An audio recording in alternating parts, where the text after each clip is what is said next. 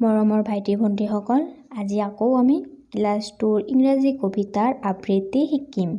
তেন্তে ব'লা ভিডিঅ'টো আমি আৰম্ভ কৰোঁ।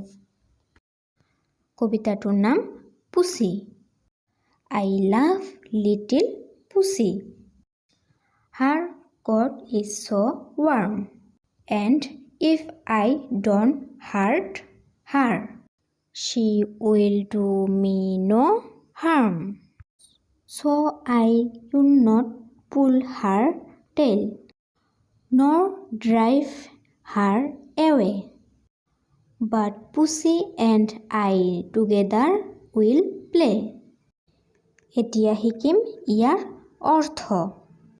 কবিতাটোৰ নাম পুচি, মেকুৰী।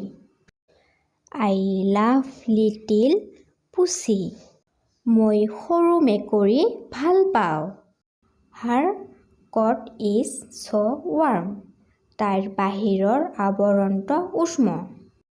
And if I don't hurt her, আৰু যদি মই তাইক কষ্ট নিদিওঁ, she will do me no harm. তাই মোক একো কষ্ট নিদিয়ে। So I will not pull her tail. গতিকে মই তাইৰ নেজডাল নাটানিম। Nor drive her away. তাইক খেদিও নপঠিয়াওঁ।